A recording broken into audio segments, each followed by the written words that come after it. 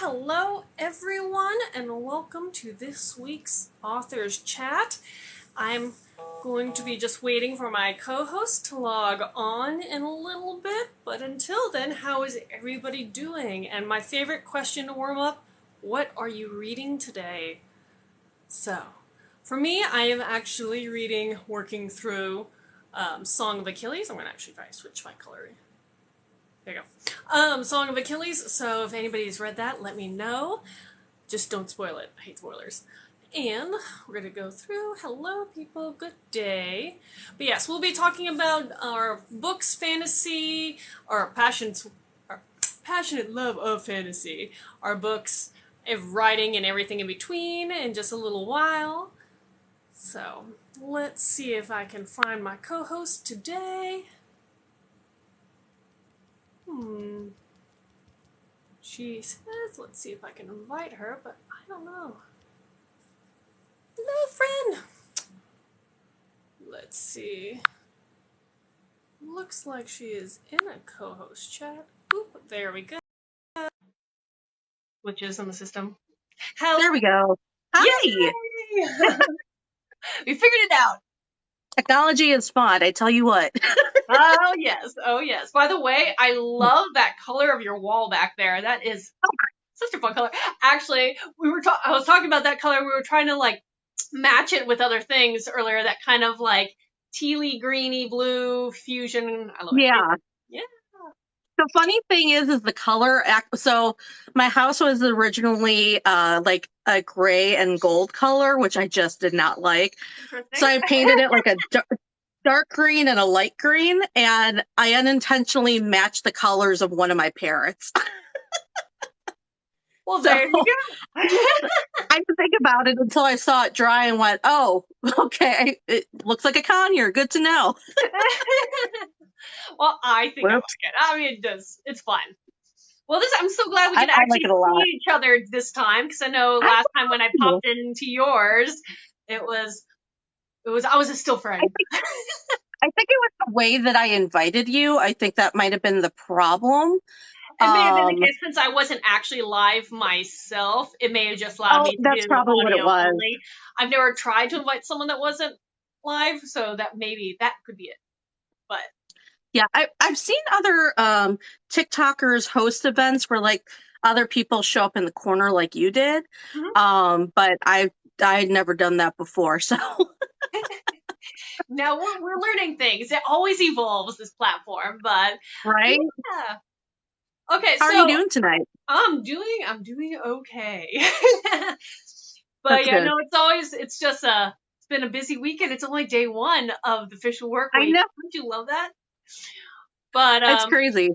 Yeah. So how I usually do this is I'll let both of us will get to kind of talk about who we are, our books, just because. And if this is okay with you, I like to repost these little chats on my YouTube and give you all your handles and tags, and it's just another way to cross promote, and I share it everywhere. Mm-hmm. But because of that, some people may not know you and vice versa, so I always do the little let's do our author's pitch and then go from there. That works. No, that's totally fine. So do you want me to just do a quick pitch of who I am? Okay. You be you. Tell us about your books, girl. Yes. So also, you are probably going to hear squawking in the background. That would be my parrots. I love it. So my name is Erin Casey. I'm an urban fantasy, YA fantasy, fairy tale, grimdark fantasy, all things fantasy, basically. But the books that I have published right now are urban fantasy. Right now, I have published 3 books in what's called the Purple Door District series. It's an urban fantasy series about parahumans living in Chicago and basically trying not to get hunted down by hunters. There's a mix of parahumans, so werebirds, werewolves, vampires, magi, fae, witches, etc. So it's like the whole shebang in there. The Purple Door District, the first book, I actually wrote for National Novel Writing Month. And was like, this is based off of a world that I've created with my co-creator, A.E. Keller. We have a bigger series that we're working on together, but we kind of wanted to dip our toes in and see how people would like our world. So that's why I decided to write part of our world, which was the Purple Door District. Um, Wolf Pit came out the following year, which is about a year and a half after the first book is set. And then finally, last Friday, A Game of Fae just came out. This one was a couple of years late due to personal issues that happened, partially COVID, partially family loss. But yeah, the basically the aspect of the Purple Door District is purple door districts are safe havens for parahumans. So these are denoted by a particular purple colored item in front of the doorway. So it could be a purple door, it could be a purple orb, it could be, purple lights, whatever. It's a particular purple that indicates this is a safe place. You can come here. And a lot of the themes of the series revolve around like community, found family, and the thing that A.E. Keller and I try very hard to do is make our books diverse, but at the same time have sensitivity readers, because I can only write to my lane. So we bring in sensitivity readers to make sure we're not, being jerks. Yes. No, I love the concept of sensitivity readers. I've only started using some of them because for one series, which I'll get into a little bit, but it's always, I think it's definitely an advisable thing if you're a young writer. And by definition, if you don't know what a sensitivity reader is, for anybody out there, that's someone who may be in a different population than maybe the author, who can better explain, represent that population, and kind of be the eyes, the guiding force, the vocalization of that population, saying, hey, this is not correct, you're not representing us the right way. And so they're essentially, you can do it for a variety of things. It could be orientation, race, it could be even age. You can do it, write a character who is of a different age than you, and you may not be of that age, so you may need someone to help, with that. But it could be a whole plethora of things. So basically anything outside of your lane. That you just you're afraid that you're concerned that you may have misrepresented. And I've learned a lot by doing that with sensitivity readers. I will tell you that much. And I will have some questions about those for you in a little bit. I see David says, long time no see, Erin. I can never tell who sees what. Sometimes I think it depends on if the viewer is friends with both of us versus one. So if I'm reading these aloud, sure. Yeah, so you're fine. Like, I think I'm just seeing the people coming to my page. You may be seeing the ones on David yours. Green says hello. Oh, hey, David. There you go.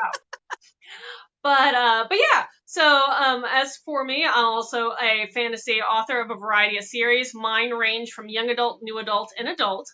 I have 3 different series at the moment. The first one, or my debut one, is a War Shifter series. It's a 4-book. It's complete. It starts with a Thesaurus clause. Let me do the fancy turn. So you see the blue book. So these 4 are my Shifter fantasy series, and it's set in a kingdom about to be at war, and the humans and the shapeshifters have to decide if they can unite and fend off an evil. And then since then, I've now doing what I do not recommend, is publishing 2 series simultaneously. So, oh no. Yes, it is. It's a challenge. We can talk about it later. That is a challenge. But one is the Jed Chronicles. It's a YA adventure portal fantasy.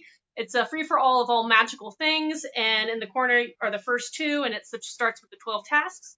But it's a lot of fun. You follow a character who will age throughout her teenage years and into her 20s.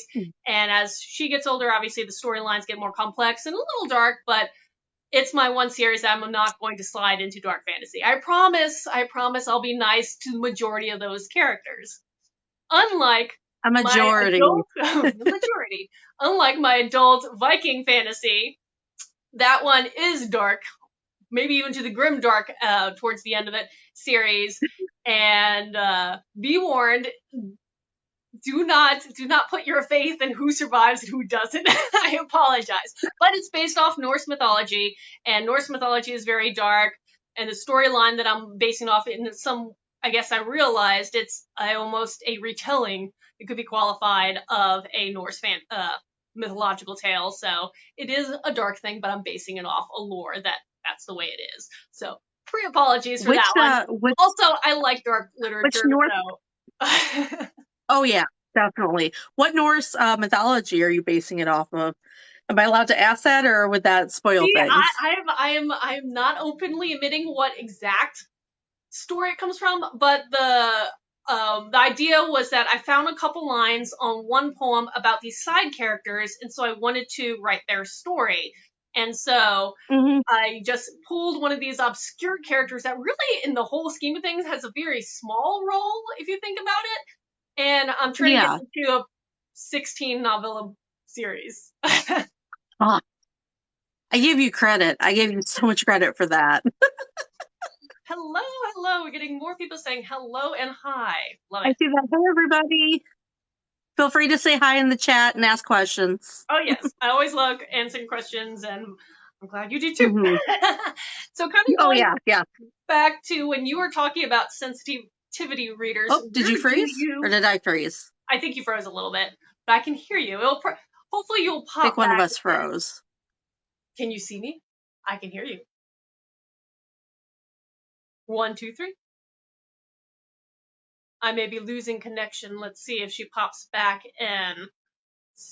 Probably is connection on my side for all I know, because I feel like that's my luck. But anywho, in the meantime, while we hopefully will get her back in a second, there you go. There we go. Yeah, Sorry, and my it could be me. I try to like always film in the same place, but I never know what service. no, I think it was me. My internet sometimes goes weird, so it's fine. I actually just took it off the Wi-Fi, so we should be good. Yay! Okay, well, my question that I had for you was, where do you find your sensitivity readers? How do you get them? So a couple different places. So one, it's personal connections that they're people that I know are not going to be gentle if I mess up. So a couple of them actually I met in college. And I reached out to them after I'd written the book because I was Mhm. like, okay, I have a Latina character who's the main character in the Purple Door District. And I have a friend who was born in Mexico and then came over to the States. So I was asking her about her culture and family. And she read the book and gave me some notes. One, I have a um, family for uh, family um, that a friend of mine who is very careful to educate people and not afraid to be there. I really appreciated that. So she took one of my scenes and basically rewrote it just because of um, the family dynamics didn't work as well together as much as I had hoped. And then the other sensitivity readers, I actually am part of a Facebook group that's a mix of socially aware authors. So it's okay for us to ask the hard questions, basically. Mhm. We go in, we ask it, and we are, so long as you're respectful to each other, people will respond respectfully back to you. Like the whole purpose of that group is that we're going in knowing that we don't know everything, and that's why we're asking those questions. Mhm. um uh, they actually helped me recreate one of my characters named Shenyan Lei, and I in the acknowledgement section I actually noted the different people who helped me with creating this character correctly, including her name. So it's been a mix of just personal connections, but also Facebook groups and a lot of sleuthing through Facebook groups, I would say. There are so many out there I've discovered for different things, and so they can be a great Yeah. resource as long as you don't get overwhelmed. No, right? I know. Well, and then there's research too, but there's only so much research you can do, and then you don't know if that research is biased as well. Oh, So yeah. that's why I like double checking with people, going, "Hey, can you maybe look at this and make this?" I think we're losing your service a little bit, but yes, I definitely understand the whole checking with people and, just wanting to make sure everybody is, comfortable with, the characters you're writing and who you're trying to represent. Yeah. Exactly. Do you? I think our poor service today, and again, don't know if it is on my end or yours, but going on the same topic, I mean, what I've done in the past for sensitivity readers is my Nordic fantasy series, the Guardian Speaker. Viking culture, I'm dealing with, yes, people in the past, but they were definitely a people who did things, believe things that aren't okay in modern standpoint. And so to still Mhm. present who they were and what they thought, I had to incorporate that. With that said, to kind of counterbalance and allow my main character a chance to see other cultures and realize her people aren't right in Yeah. all things. One of the main characters is a person of color. And of course, to get to a Viking culture comes through the slave trade. So Mhm. trying to express that as part of a, theme for a book, it was one of those things I definitely wanted sensitivity readers just to make sure I wasn't my main point of the story, the fantasy element, and the meat of the story was getting across and not getting muddied and not offending anybody. And so, Mhm. I do think those are important. Yeah, definitely. Yeah. So you were asking a question before. I know our service is a little glitchy tonight. No, I was asking you about if you did sensitivity readers. So, Yes, okay, that's what I was thinking. I was so like, we you closing answered the down the same question. vibe. So my thing for you is your series you're writing on independently is that starts with the Purple Door District, or is that the series name? That's the first book name, but it is the series name. It's Okay, the Purple Door District series, and then the Purple Door District, the first book introduces I you to that see. that I think world. you should, every time you talk about your book, wear a purple book talk crown to tie in with your. Oh. Beautiful, beautiful. I do have one. See, It's the only one I have, but it's purple. I don't actually own a book talk crown, really. I borrowed my fiance's a couple times, but it doesn't look right on me. So for the sake of my Viking Oh, one, I have my Shield Maiden. that's awesome! I love it. So that's what I use when I talk about my Viking series. But yeah, no, I have yet to get a book talk crown, but that's perfect. I like that. See, ties Oh, in. Great no, they're minds think great. alike. Yeah, and I mean, I had to get a purple one. There's like purple crystals in it and Oh wow! everything. So I was like, yes, this is going to be mine now. And it works with like the usual purple jewelry that I wear. Oh yeah. Some of which I've made, because the funny thing, short thing, my dad and I used to watch the show The Prophet together. And the big thing with that show was, you're trying to sell a main thing, but then you go, well, what can you sell with it? What can be, help bring people more into the world of what you're selling? So I learned how to make, whoops, it's falling, learned how to make jewelry. And this is actually one of the characters' necklaces from the first That's book. neat. So I usually wear that when I do like a full dress up thing. Very nice. Very nice.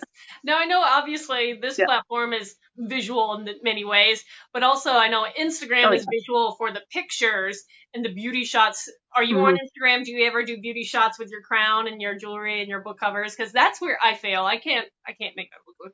I don't know how to do this. I'm I not a photographer. I am on Instagram. I don't post as much as I used to because I spend more time on TikTok because I get more interaction there.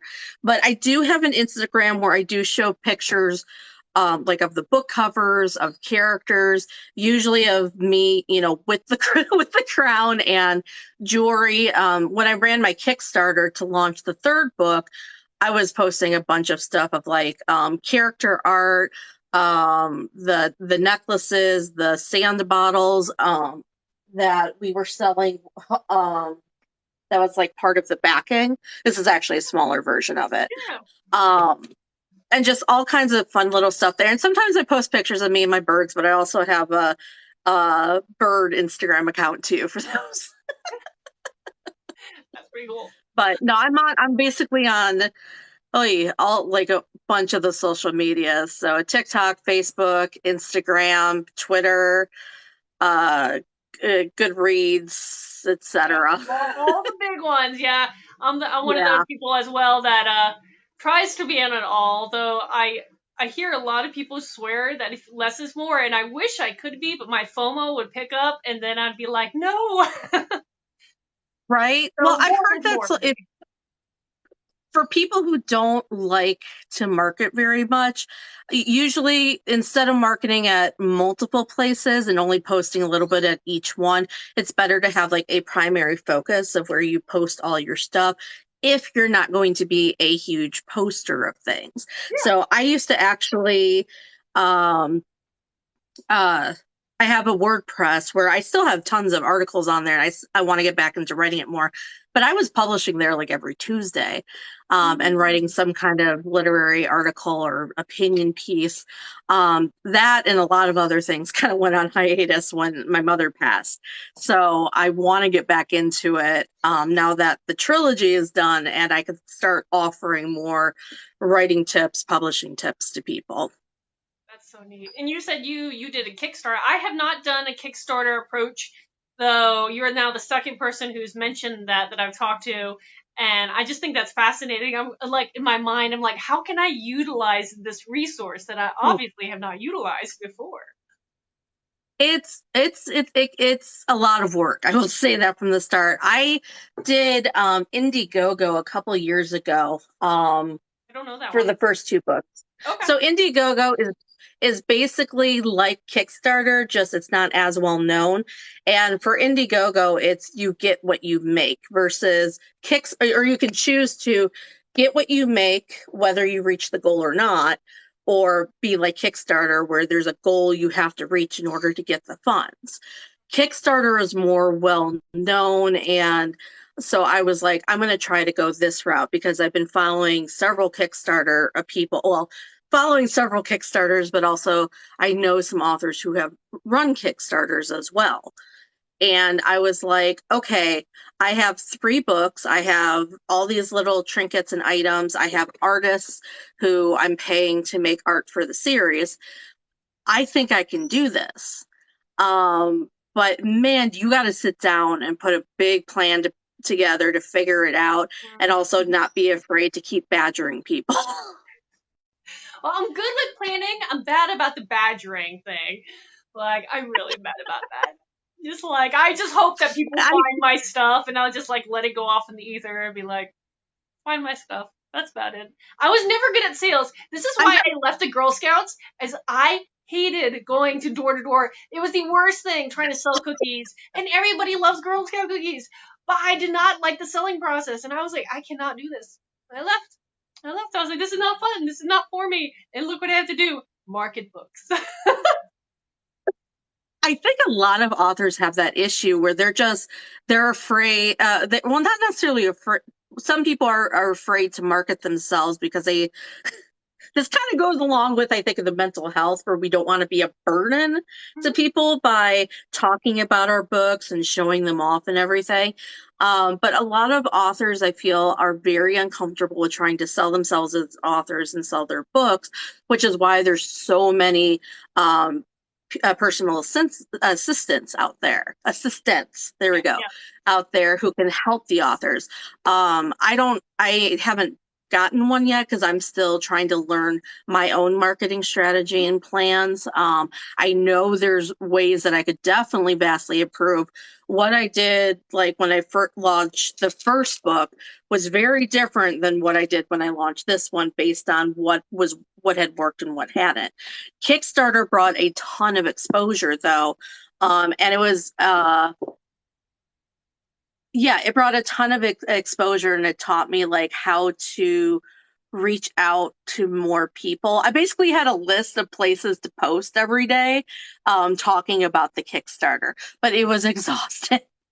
Yep, yep, yep. No, I like, again, trying to be on all the platforms and just do the daily things. I am one of the people who do use a publishing assistant to help me arrange Nice. and set up content for what she really does is helps me set up for me, because I have an author page on Facebook and I have a readers group Mhm. on Facebook. And so she helps me with some of the daily content and does some of the designs. And that allows me then to take what I want from that and either repurpose it on, some of these others or not. I like to keep them all a Yeah, little varied, but it's even just that helps. The time helps, because it takes time to do everything. It doesn't sound it like, does, oh, you're doing a post, but if you're doing a post that's supposed to be a little different on 7 platforms, even if you're rotating the right? content, it still takes time.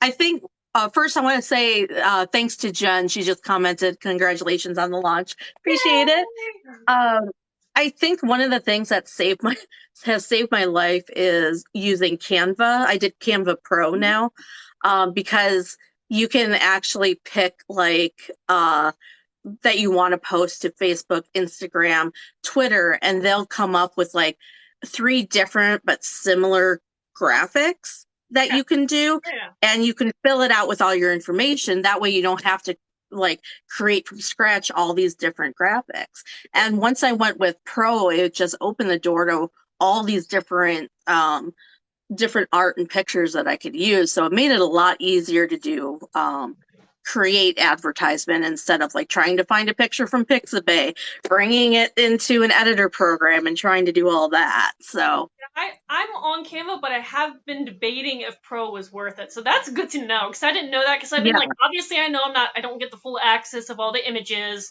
and some of the other things, but I just wasn't sure, was it worth that? Because being an author, everything's expensive. yeah. And No, you have to I was decide how you're going to allot your money and time. And so that's why I wasn't sure if that was something I should invest in or not, but that's good to know. I think it's a really good investment. I mean, especially if you need like a graphic real quick. You can grab one of their templates, and it's so much easier when it's Pro, because then you don't have to worry about if with the ones that are popping up. Also, the Pro ones are just a lot nicer. You could just grab one that's already created, put your book image in there, write the information, post it, and you're good to go. It's I spend less time having to create marketing materials because of that. And then if you want, you can also just copy and paste the entire thing and recreate it and add different backgrounds, etc. So it makes it a lot easier. I like it. And I think you can get a discount on it. I want to say there was a discount running on it more recently. So, but yeah, as authors, yeah, it's like everything costs money. Mm-hmm. And I make sure that all the people who help me, my editors, my sensitivity readers, etc., they get paid, they get everything. But if I don't have people buying the books, then I can't pay my future editor, I won't be able to pay future editors, etc. So I won't, I will always pay the people who help me. I will be the last person to get paid, Yeah. which I don't think a lot of people realize. Like the money that we make off of books, it doesn't just all go to us. It goes Oh to a no. lot of other people. I can lie. Oh no, the list I could just talk about for the basic level versus trying to then do the next step up. And like, I've been Hmm. trying to dabble in the running Facebook ads and trying to figure out that kind of level of advertising slash marketing. And I can't. I'm getting there, but it's not great at it. Just not great. Hello. Not great at it. I keep getting notices on TikTok that they're like, you can promote your post for 20% off, and I'm like, oh gosh, do I try to promote my stuff through TikTok? I don't know yet. Yeah, again, I just don't know their algorithm. I don't know if it's going to hit the right people or if it's just being Right? creative to just go wide. Since I don't know, I'm going to avoid it. But that's been my way of like approach for writing, which is not necessarily the best thing. I avoided TikTok for forever because I was like, that's just so much new things to like learn and everything. Is it worth it? And I just waited and waited and waited and missed that sweet spot to get in early. And now Yeah. it's like, well, I had to like make my name. I did the same thing. Like, I was so intimidated with TikTok. I was like, I'm not going to be on this. There's no way. And then I kept seeing more and more TikToks come out, and I was like, all right, let's look on YouTube. Let's see how complicated this is. And I was looking at tutorials for using TikTok. And it was like, all right, let's just give it a shot. So I made like a quick TikTok one day just to see what would happen. And it got like 1,500 views. And I'm like, okay, Yep, let's try this. So let's do this. I've basically made it a goal to try to post at least one post a day. Some days I miss because, we get busy, of course, but I like posting it. I like making people laugh, and I also like being able to share, um, some political stuff if I need to. Yeah, she said TikTok is crazy compared to Twitter and Instagram. Yeah, I would say so. There's so much capabilities and aspects about this platform that others don't offer at the moment. It's pretty cool. Uh-huh. And the algorithms give me a headache. It's like one day this type of post works, the other day this type of the post works, and you're just sitting there going, "Please let me end up on the right FYP page, and not like somewhere random where I'm going to get hit with all the trolls." That's true. Oh man, but I like the fact that you can record and save videos because usually it's Monday. Today was just odd Monday, but usually Mondays and Fridays I carve out a little extra time and I will mass produce, X amount of posts. Yeah. So then the other days I take less time. It's all time management and share. But yes, I Hmm. will wear the same outfit multiple times because it was shot in the same day and I'm too lazy to change outfits and you're asking too much. You get I what do you the same get. thing though. I'll do the same thing, but it's like I'll have two TikToks in a row where I'm wearing the same shirt, and then I'll have one where I swap between three different characters, and I'm like, oh, that was so much effort. I have a comment asking, how did you get that many views with one post? I rarely get over 100. Well, I'll let you answer if you have any Oh, idea. Algorithms change all the time, so. I think okay. So to start off, when you first first join TikTok, um, they're not going to know where to put you for one thing. So you're brand new, you're baby face. So usually, what I've heard is that when you make your first TikTok post, it's more likely to get more views because it's ending up on more FYP pages because TikTok is trying to figure out where you should end up, like what group you should be in. Because like after that, it was like my views are really really low. They got me in with that taste of like what I could get. Um, Over time though, it as you start learning the different hashtags, that'll help you a lot. Seeing what hashtags work, which ones don't, which ones suddenly are banned. Because Book Talk I believe, got banned for a little while there for whatever reason.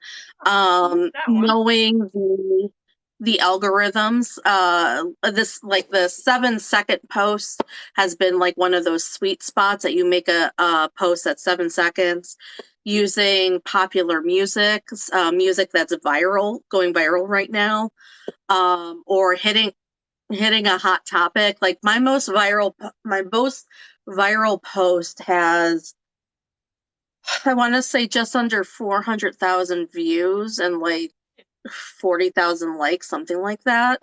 I did not expect that one to explode, and then it did. So yeah, sometimes you hit a nerve in Hmm. people, and they feel very passionate about it and want to discuss it.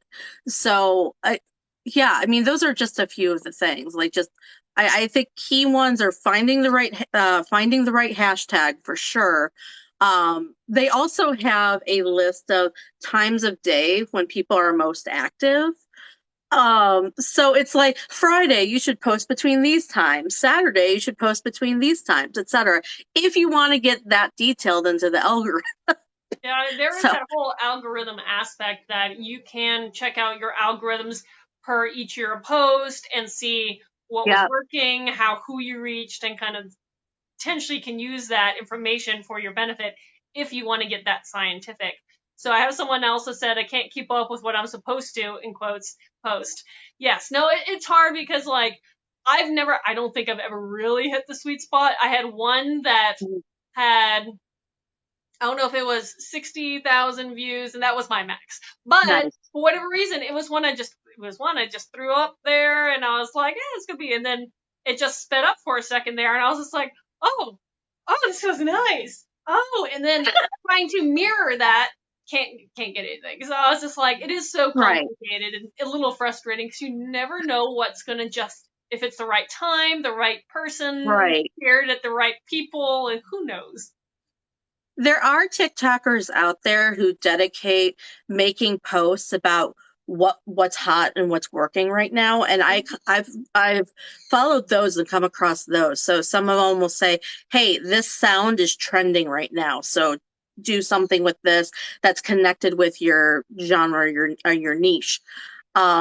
Or if you are going through TikTok and you're hearing a song playing over and over again, especially like when we had the "We Don't Talk About Bruno" phase.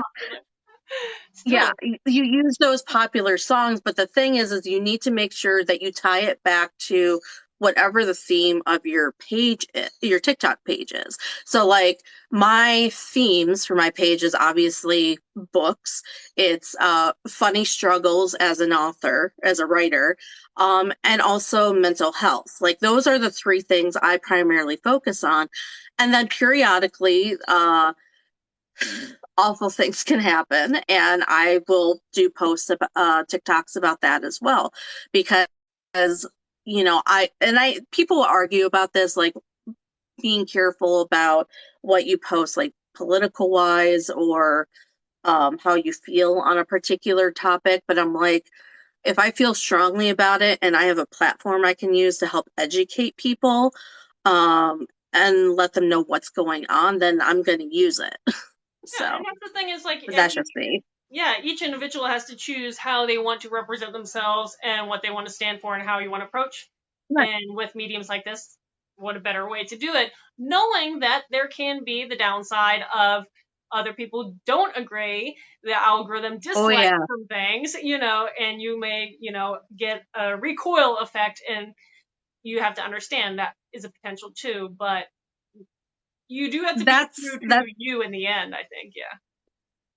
that's kind of what happened with my most viral post, where it was like, I would say the majority of the people. So just briefly, what the post was about was discussing the people who read entire books and then return them.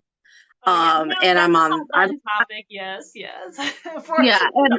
I'm on the side that you don't read a book and then return it, because that's hurting the authors, hurting the bookstore, etc. And when I first did that, the majority of the people were agreed. So I got a lot of positive feedback, but it was interesting because and this happened as well with the topic of pirating books. I did get a lot of people who said, I didn't realize that this was a bad thing, or why is this a bad thing? And they weren't being nasty. They were honestly, they They were just didn't asking, they were know. curious. Yeah. So, and I'm like, I am happy to sit here and educate and let you know, why this is an issue, at least to the writing community. And some of the people were really, grateful for that and were like, oh, I won't do that anymore. I didn't realize it. Others would share their experiences about like one of the common things that people say is if you can't afford to buy a book, just go to a library. What I learned was that in some countries, you have to pay a lot to actually go to the library and get books. So saying that can actually be really offensive to people in other countries because it's like, well, I'm still having to spend money. Not saying that you should still, more or less steal the book, but um, understanding the accessibility of people is really important too. But this post went viral once and then it started going viral second time.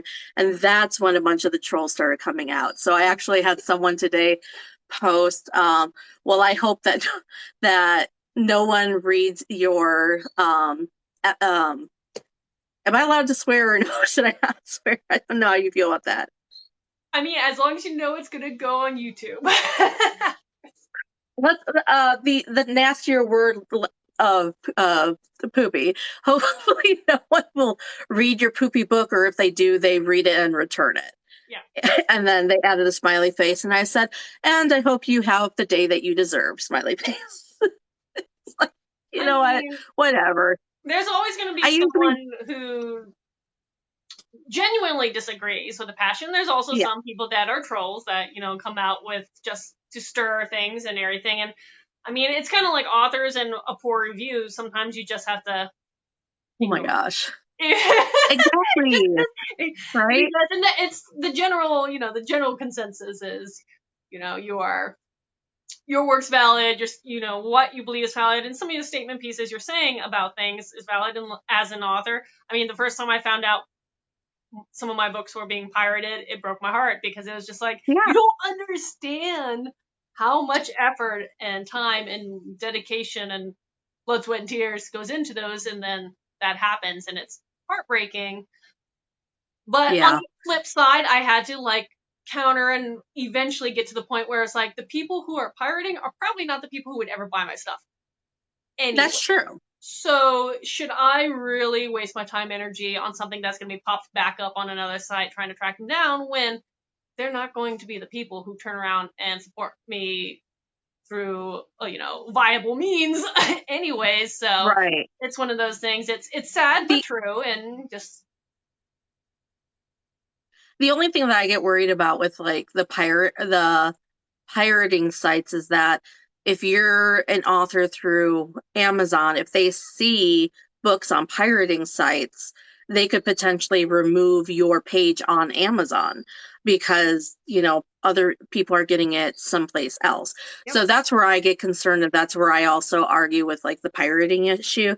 But I totally agree with you. It's like a lot of people who are going to pirate probably weren't going to read it anyway. It's just, I guess it's the what word am I thinking?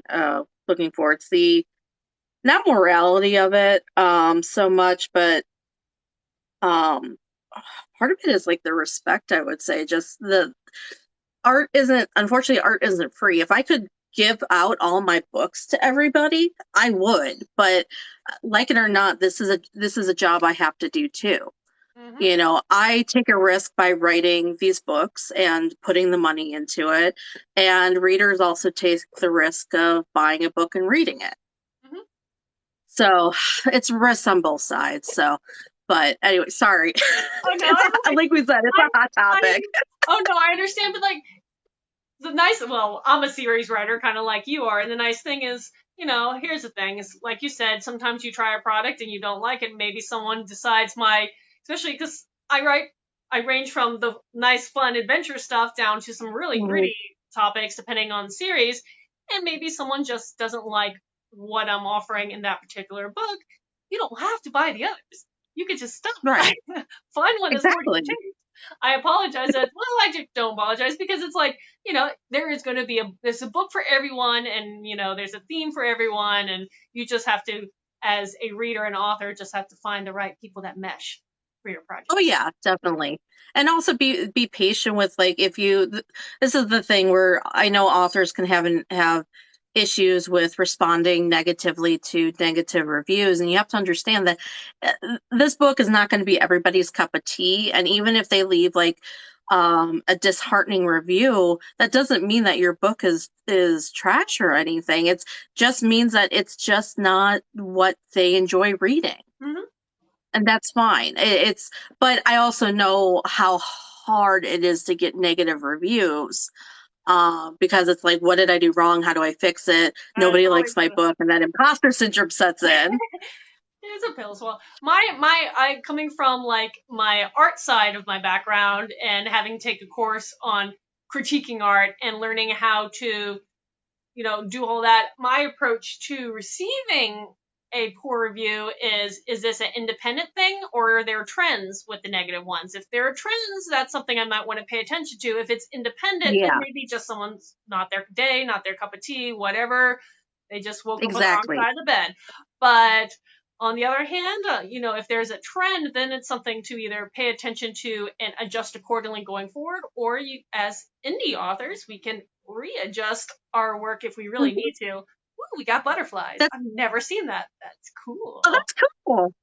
That's why I appreciate when readers will leave, like if they leave a review and it's not stellar, don't just tell me you don't like it. Tell me what you don't like about it in case it's something that I can fix. And like you said, if you're finding a trend of that and you're seeing multiple people saying that this is an issue, or even they suggest like you can change it this way, that's beneficial. That's I like critique in that way when they're constructive criticism. I like that kind of stuff. It's the ones that are just like, oh, I hate this book because of this character, because it wasn't what I expected. It's, it's, we're all gonna get it. We're all gonna get it.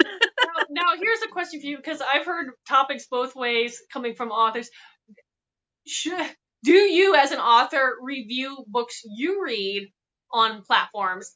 Like for me, I've was hesitant originally, but then I started approaching and I was like, people want to know what I'm reading, and relate that way, and what I think of the book. So I always try to approach it, like you said, in a critique style, where I always say something I liked about it. I say something I would like to change about it, and then, give like a general review or something like that, but like not really delve into it. I don't want to like beat someone up, but there are pros and cons to everything. And again, you word it, the way you word it is not to trash something. It's just saying, if I did this, I would have done this differently. Yeah. I do review books now and again. I don't do in-depth reviews really unless I'm specifically asked to, in which case if somebody asks for like a review of their books, then yeah, I'm going to do the kind of like the what worked, what could use improvement, gentle, being gentle about it. If it's like if I find something that's a real issue that I can contact the author about, and because maybe I know them more personally and I can chat with them a little, be like, hey, I'm a little concerned about this part, but I don't want to make it, I don't want to put it on the web, just so we can talk through it a little bit. So I've done that before with some authors. Generally, honestly, when I leave a review, if I feel strong enough to leave a review, it's because I really, really like the book, or there was something that was really troublesome in the book that I'm concerned about. But I don't make it an aim to tear down other authors, because I know what it feels like to be torn down, and there's polite ways to leave critique. Exactly, and that's the thing people sometimes may not realize or just think about, is the fact that it's how you word a lot of it, and it could sound vicious, or it could sound in a way that actually potentially can help an author who is paying attention to, and a lot of us do pay attention to reviews. We try to ignore them sometimes, but no. If you want the editor me to come out, then I'm going to give you the preface of, this is going to sound really like mean, but I don't mean it that way. My editor brain and my writer brain are completely different. Or it's just like, when I edit other people's stuff, it's not like I'm saying, oh, this is terrible and you're awful. It's just like, I don't cushion. the comments that I write. It's like, okay, this part needs to be fixed. Here's how you could do it, etc. So they might see a lot of red markup on the page, but I always preface it with, this is nothing against you. Take everything with a grain of salt. Yep. These are just the things that I've noticed that I would change. So yeah, I've noticed. Now, here's something I've noticed about me. When when I get my manuscript back from my editor, sometimes she'll like tell me things like, "Hey, I noticed this is a trend, or you should be aware you're using this word not exactly correct," and giving me stuff to think about and try to learn as I progress forward. Once I become aware of that, I start picking up those errors whenever they occur in books I'm reading. And I'm like, oh, I did that too. Yeah. I do that too. It's hilarious. When my editor sends stuff back, it's hilarious because I'm always terrified when I get my book, get like the initial edits back, because that's where it's going to need the most heavy edits. And I'll open the document and go, ooh, read through it, and then just close it and go, I need to sit with that for a couple days, and then I'll go into it. I'm a person who I like to rip the Band-Aid right off. I'm just like, okay, let's get into it. Let's get it done. And then I can process after. No, I totally get that. Sometimes I used to be like that, and I've learned that if I jump into the edits, just for me, I don't absorb the edits as well, or I get knee-jerk reactions as I'm editing it, and going, "This is crap. That's crap. This is crap," and just want to delete the whole thing. So my editors have been very kind with me, where they've also done you're gonna see a lot of markup, but here they also give me one of them gives me basically like a review letter at the end of it, where they will give me their overall opinion of the book, good things about it, trouble spots, and things that need to be removed. So no matter how many red marks I see, having that letter usually helps me go, okay, they didn't hate it. Now you were saying editors, so do you have different editors like Line and all that, or do you have different editors for different series? Whoop, I think I lost you again. Oh no. Oh yeah, okay. I hear you. Did you freeze again? I hear you. But yeah, it's always curious to me, like how many editors people use. Do you use different ones? Do you use different types? There we go. A book. Sorry, froze again. Oh, no, that's fine. So I don't know if you heard that questioning. No, I'm sorry. It's fine. What was the question? The question for you was, you were using the term editors plural. Do you have different editors for different series, or different types of editor for the same book? If that makes sense. Different types of editors for the same book. So I have, I have primary editors. I also have proofreaders, different level of proofreaders. And then there's the sensitivity readers as well. So I guess I get a little bit of anxiety with all of them. My editors will usually read through the book a couple times too.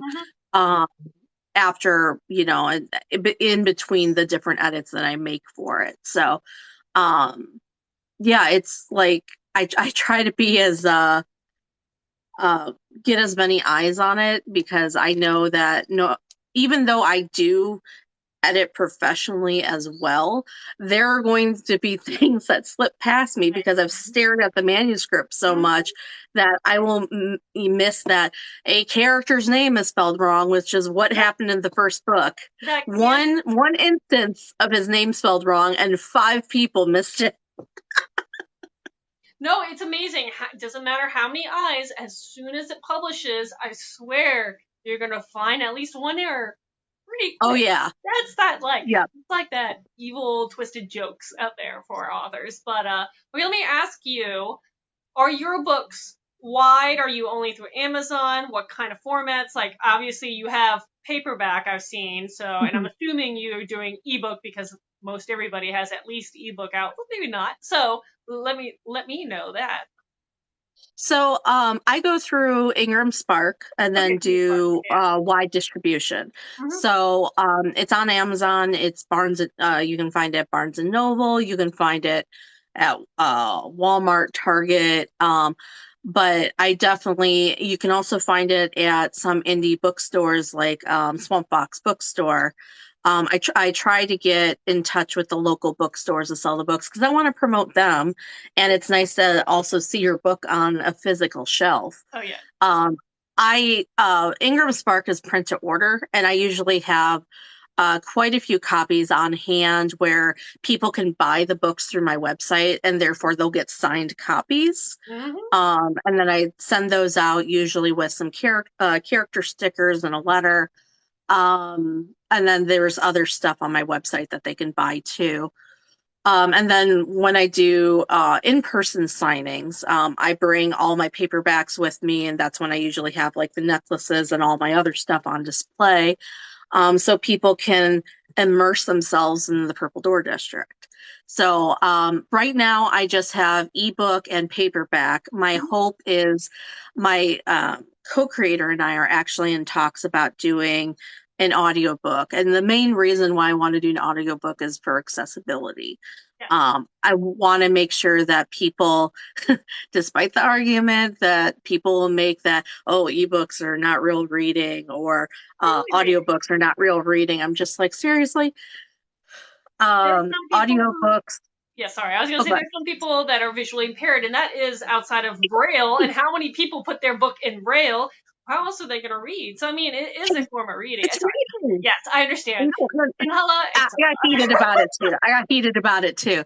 It's like any way that you consume a book, it's reading. Like whatever medium you use. Um, but with the ebook, I personally also want to make it accessible because I have eye issues as well, and sometimes my eyes hurt so much that I don't read. I can't read off of the book. So yeah, audiobooks help me a lot. And sometimes my ADHD is also like I can't sit and focus. Mhm. So the more accessible I can make it, the better. That's probably the only thing the main thing I miss about the fact that I'm an indie author instead of a um traditionally published author is I think it's easier to get like audiobooks and other forms of those books Yeah, out yeah. than when you're an indie author and have to pay for all of it. Yep, and that's what I don't know why I do this myself.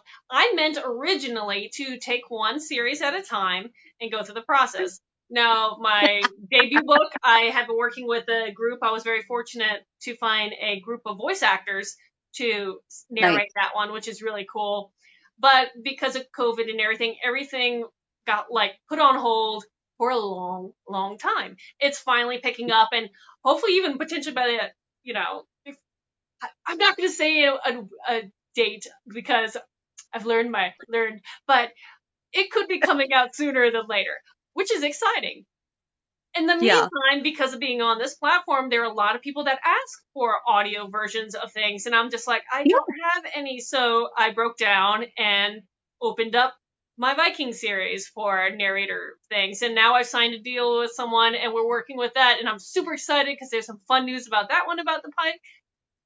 And then I caved and I was like, let's just do all three. So the third one is now going to work. Congratulations. But it's nice now. And then when I have to pay up, my pocketbook's going to cry a little bit inside and maybe some Yeah. external tears to go along with it. But I'm hoping good things because it'll be my first endeavor and it will be all at once pretty much. So I'm like, hope I made the right decision. I mean, I've been getting more and more people asking if like my books have audiobook versions as well. And that was one of the stretch goals for my Kickstarter was if we reached a certain goal, I was going to do an audiobook for the Purple Door District because I have kind of like a ballpark idea of at least a local publishing place that does audiobooks. So I kind of knew how much that would cost, but we unfortunately didn't get up to the stretch goal. But I'm not, let me make it clear, I am not complaining about the fact that I reached and surpassed my goal. We actually got two stretch goals. Well, tell me what a stretch in my goal is, because I, again, am not that familiar with. Sorry, oh, my yeah. dog's crying in the background. Yes, lady. But yes, I'm not really as familiar with Kickstarter. Oh no, sorry. Again, this is like some of the terminology. It's like I know and then I forget. Other people haven't dealt with it yet before. So stretch goals essentially are once you hit your goal. The stretch goals are to try to then raise more money past that particular goal. So if my goal is to make $2,000, I might set a stretch goal that if I hit 2,500, my all my backers are going to get this reward. And then if we hit 3,000, all my backers are going to get this reward that they wouldn't otherwise get. So that it stretches the goal out. And makes it more likely that you're going to end up much higher than what you were expecting. So sometimes with Kickstarters, they suggest that you you aim low at the beginning, just to make sure that you hit that goal amount. Because if you don't hit that goal amount by the end of the campaign, you don't get any of it. Okay. But if you hit that goal amount and you go over, then all those funds just keep going to you, and it's amazing. Interesting. But you have to make sure that you have enough, items to tempt people. So, for example, what items do you use? You said character cards, which I think are very fascinating. I've seen a lot of people use them. I need to learn like where you find this artist and all that stuff. But what are some of these things that you use? So, one of the stretch goals I had was a custom button of the Crystal Corvid Apothecary, which is an apothecary in my book. That's pretty cool. I don't have the button with me right now, but I do have the mug that has the logo on it. That's cool. So, very nice. If we hit a certain goal, every single backer that got like paper rewards would get that button. This also encourages people who may have just done ebook, like digital rewards. They might decide to do paper rewards as well, so they can get that particular button. The other thing I did was a large character sketch or portrait of my Fae Vesp. An artist I hired created it. It was the same artist that did the Crystal Corvid Apothecary logo. And that one, both digital and print, got that. The third one would have been the audiobook for the Purple Door District. But I probably could have put out a couple other things, like maybe created another type of necklace or another type of item, but those were already part of the different tiers that I've created, because you want to have different levels that people can donate to. You want to have several, or back, sorry, not donate, back to. You want to have several that are lower, so that if people don't have a ton of money, but they still want to back you, they have a way to do that. And then you also want to have several that are really high, just in case you get that one person who's like, yeah, I'll throw the money towards that. Like one of my backers donated back to me $500. Wow. So, and got a ton of stuff. I just sent out the giant box yesterday. That's so cool.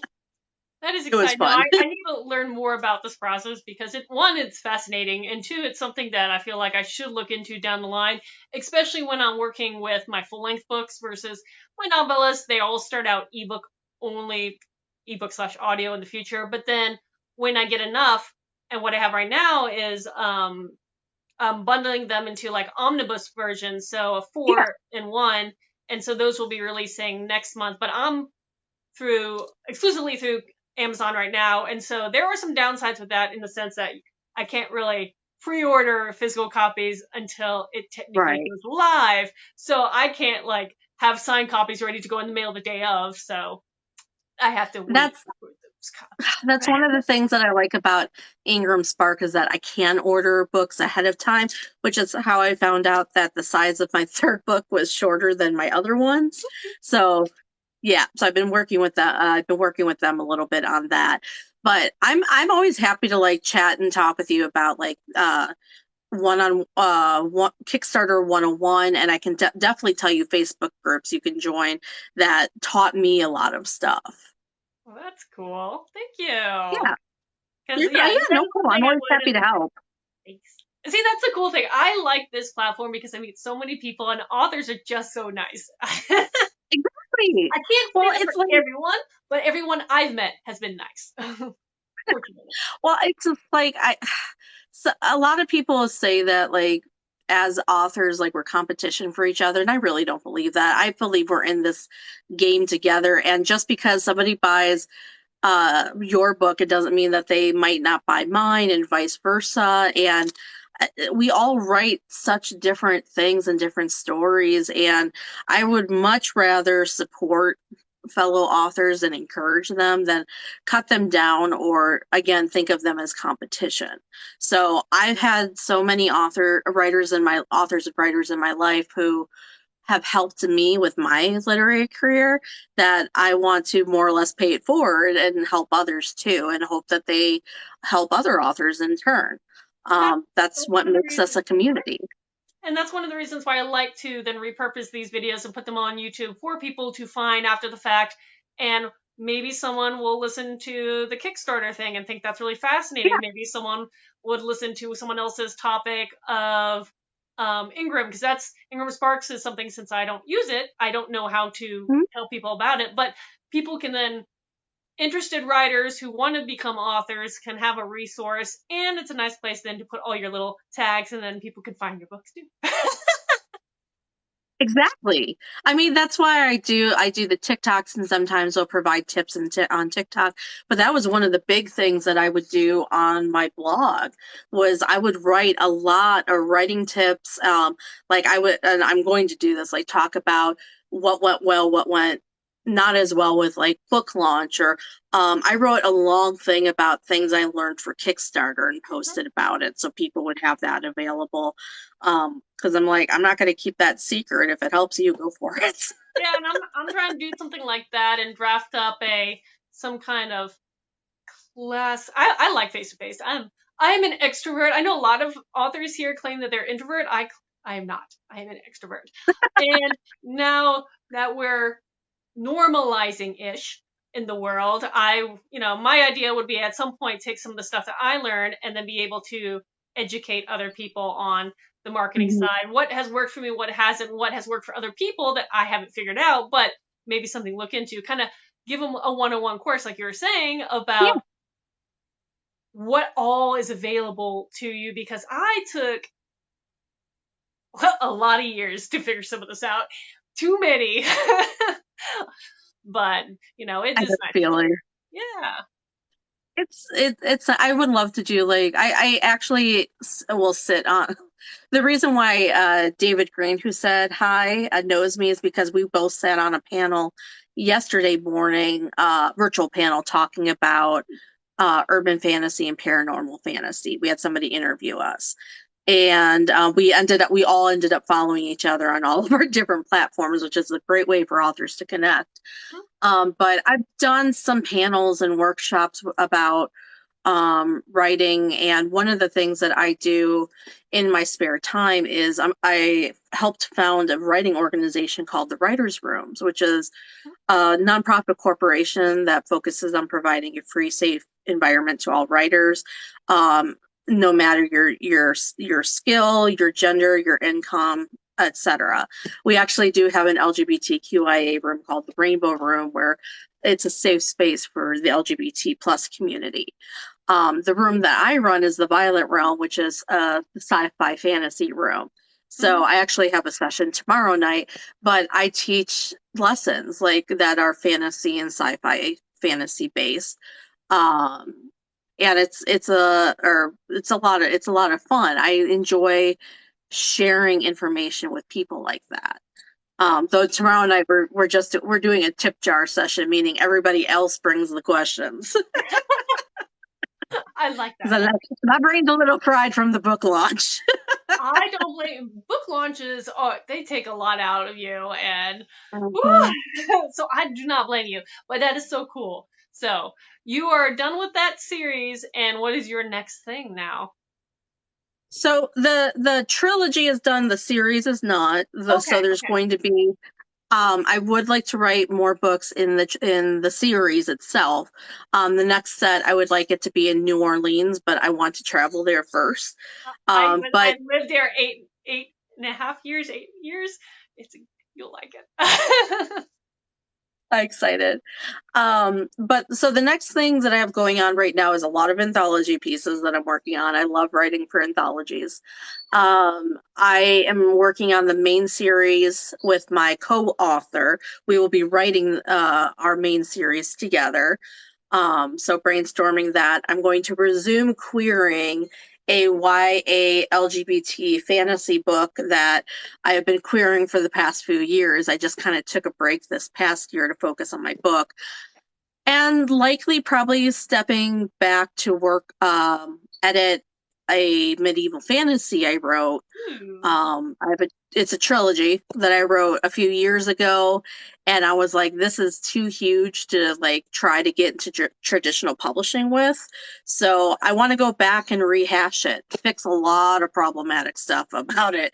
Like there's so much I've learned as an author now that I go and look at that book and go, ooh, we need to fix that. And that's the thing. It's like at some point, authors, I think, for earlier works are going to get to that point where you're like, oh wow, I did write that back then, didn't I? That's not a bad thing. That Yep. means you're improving, which is a good thing. Yeah. And if you're a person, I guess you're like me, where you have a bunch of stories that are sitting while you're working on publishing some and, editing others, and then some are simmering Mhm. over here. But that's not a bad thing, because you can come and then refresh before publishing some of your other works, and then kind of updating it to your Exactly. next level of skill. Level up. And the funny thing is, I give you a list of all the things that I'm planning to work on, and I guarantee one of these days my muse is going to hit me and be like, "Oh no, we're going to work on this other trilogy that's completely different from everything else," and I'm going to cry in a corner and then probably write it. Yep. No, I have a couple of those that are like trying to bubble up, and I'm like, no, I'm two. I'm working on Stop. two series. I'm actively in those. I'm going to finish one before I add another one in. I tell this to myself. Will this happen? I don't know, because the other stories are like, write me now. You must write to me, please. Yeah, no, that actually reminded me of another YA book that I had started plotting years ago, and then it reared its head more recently, and I was jotting notes down about it, and then it got quiet. And now that I'm talking about the list to work on next, it's like I'm still here. Oh, So who the fun, knows? the fun aspects of being an author. You have Mhm. 1,002 stories, or you're on the flip side and your brain freezes and you're like, I can write a word. What is a Yeah, word? writer's block is the worst. Or like, I hate those days where you're sitting there just trying to write and you freeze as you're trying to figure out a particular word. And I will get so mad at myself because I'm like, I know the word. It's like right here, but it's just not coming down on the page. Oh, when I have those moments, I literally will insert brackets with a question mark and like maybe some words to jog my mind, and then I continue. And so during like the first edit, I'm like, and half the time it pops in my head. Half the time I will eventually have to cave and be like, well, I'm looking for a word and describe this word. What am I meaning? What is my meaning? What? That's probably the smarter thing to do because more often than not, the sections where it's like I was like trying to figure out the word, I end up cutting anyway. So oh well. Expectation. Oh well. Oh man, no, that's cool. So I guess we're actually hit that 1 hour mark. Is there anything else you want to talk about tonight? And of course, I'm okay with chatting with you in the future again, because this is fun. I think I'll just do the typical plug of if Do you it. would like your own copies of the Purple Door District Urban Fantasy series, you can get them on Amazon, or the Zon, I guess I should say. You can just look for my author name, Erin Casey, author, and I'll pop up with 3 books plus a bunch of anthologies. Or you can get them on my site at erincasey.org. That has all the information about my book series, both the series itself and anthologies, the different types of community work that I'm involved in, all the people who have helped me with writing the series. So if you want to commission art from people, I do list my artists. Yay! Because Just I do want to get into FYI. character sheets because I think that's a smart little character cards are a smart thing to do. And Oh, yeah. again, another thing I have yet to invest in because I'm so hesitant of trying something and then not figuring out the right one or the right way to approach something. But yes, I'm going to make Yeah. sure once I put this on YouTube that all your live links are below so people can click and link Thank you. because that's the Um, nice thing about the internet. right. You all can also go into my bio on TikTok. And I have a link tree in there and it links everything. I think everything, most everything. But I would love to do another chat with you sometime. This has been so much fun. Yay! I'm glad. I'm so glad we got to actually meet and get together and see each Me other's too. faces together simultaneously. Technology worked for us, except for when my Yay! internet kept dying. It's okay. It's okay. We made it work. We made it work. That's the point. Yes. But yeah, Yes. I will let you know then when I post this. And for everybody who's been watching, thank you. I do these once a week. Thank you so much. Yeah, and come and hang out and check out my link tree because it's in my bio as well on all my stuff. Yeah. Okay, I'll talk to you soon, and thank you for hanging out. Thank you so much. You all have a great night. Bye. Bye.